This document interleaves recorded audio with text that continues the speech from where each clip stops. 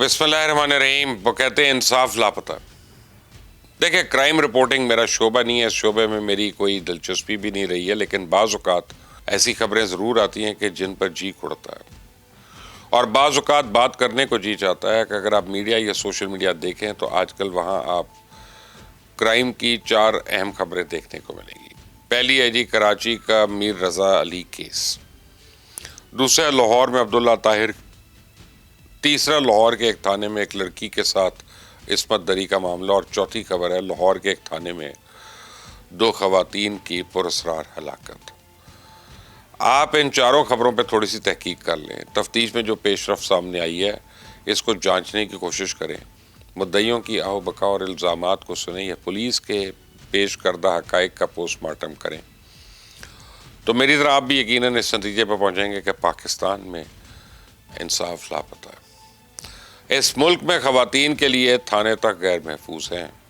एक आम आदमी को तो पुलिस पर कोई एतमाद नहीं।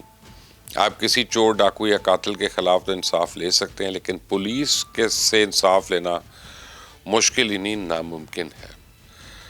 अब आप कराची के मीर अली रज़ा के केस को देखें। कराची पुलिस पहले दिन से इस नौजवान की मौत को खुदकश साबित कर रही थी। पोस्टमार्टम हुआ, लेकिन उसकी रिपोर्ट में इतने झोल थे कि खुद पुलिस सर्जन ने एतराज़ात आयद कर दिए। वो नौजवान अपनी वालदा को 10 मिनट में वापस आने का कहकर घर से निकला। अब उसकी वालदा कैसे मान ले कि इसके बच्चे ने अपनी जान खुद ले ली। तो वालदैन ने मैयत को गुस्ल दिया तो पूरे जिस्म पे तशद्दुद के निशानात थे। पस्तियाँ, बाजू और सर की हड्डी टूटी हुई थी। तेज़ाब से जलाए जाने के भी निशानात थे।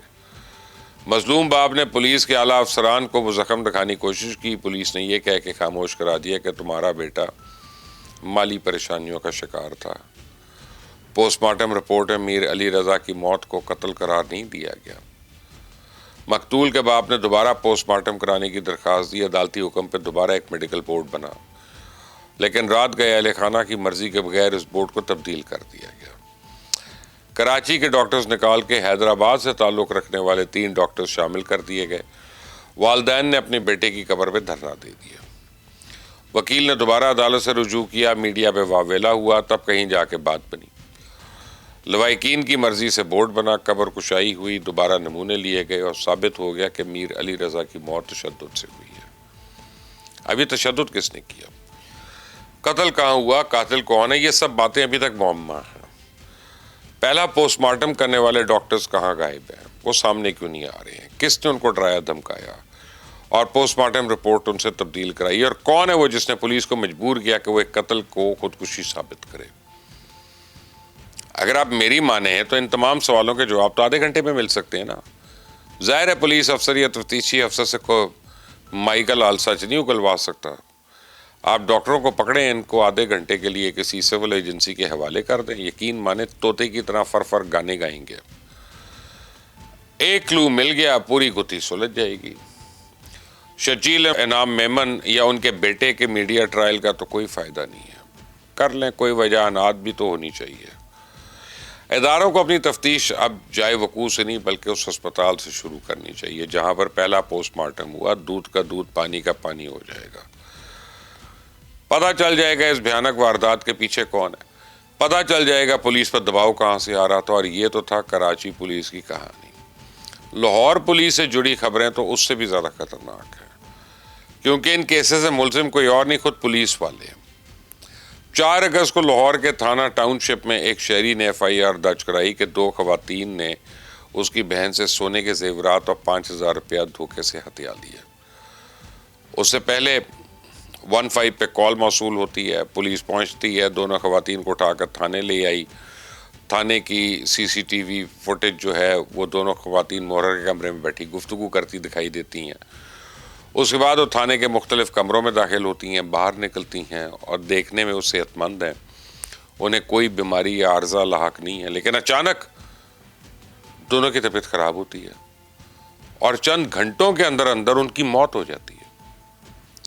तो पुलिस लवाहिकीन को फ़ोन करती है कि इनकी तबीयत अचानक बिगड़ गई थी, जिस पर उनको अस्पताल दाखिल कराया गया, लेकिन वो जाँबर नहीं हो सकी। लवाहिकीन कहते हैं कि इन दोनों के जिस्मों पर तशद्दुद के निशान थे, कपड़े भी तशद्दुद की वजह से फटे हुए थे। पुलिस का दावा है कि दोनों ख़वातीन नौसरबाज और नशे की आदी थी। اور اوور ڈوز کی وجہ سے ان کی موت ہوئی.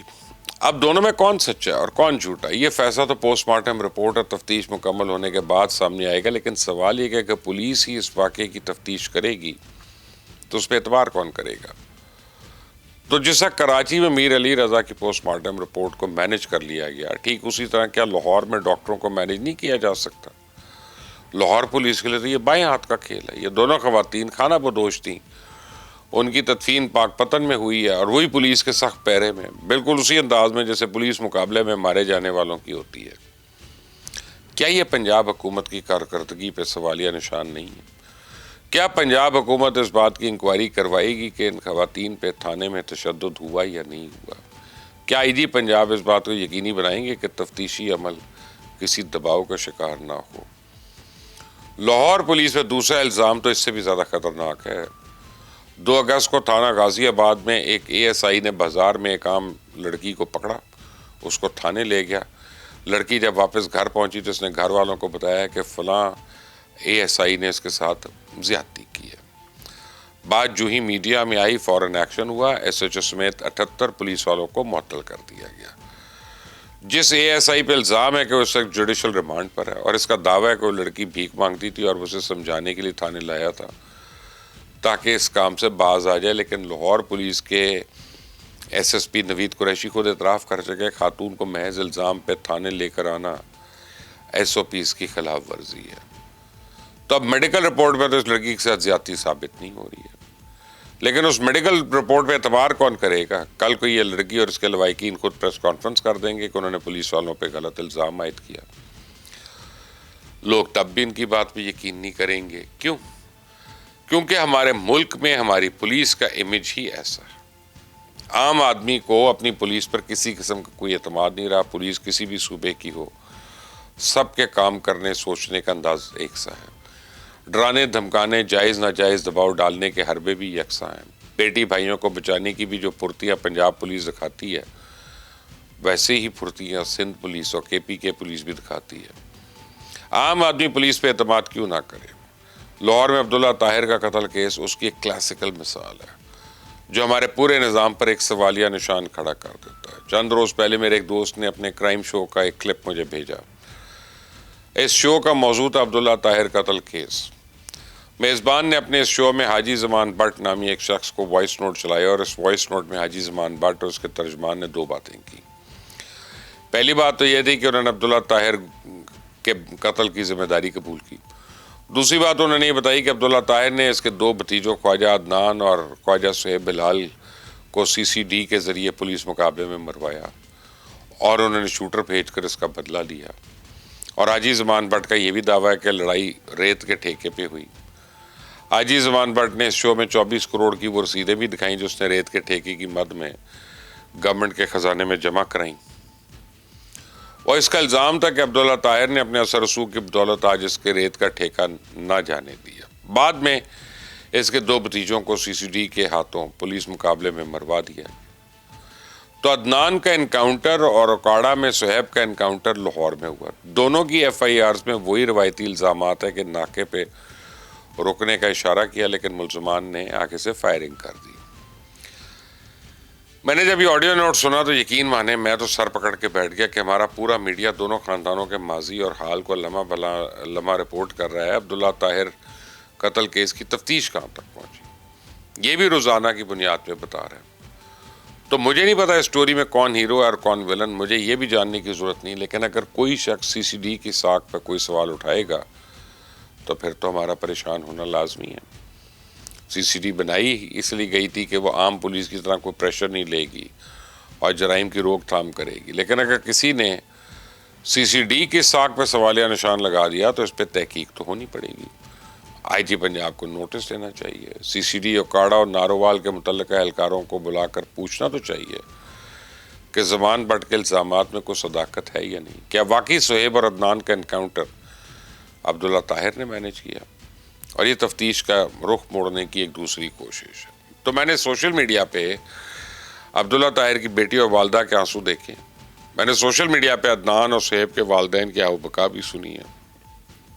دونوں کم صدا، دونوں انصاف مانگ رہے ہیں اور عبداللہ طاہر کے لیے جس نے شوٹرز بھجوائی اس نے اس کا باقاعدہ اعتراف کر لیا.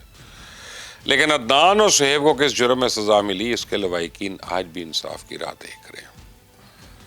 آپ کے پاس اگر ان کیسز کے بارے میں کوئی اطلاع ہے تو مجھے ضرور بتائیے گا، پھر اس کو آگے لے کے چلتے ہیں. اگر پولیس ہی تفتیش کرتی تو عوام تفتیش کر لے. کامنٹس میں مجھے اپنی رائے دیجیے گا، کوئی ایویڈنس ہو تو شیئر کریے گا. اس چینل کو سبسکرائب کریں، بیل آئیکن کو پریس کریں. اللہ حافظ.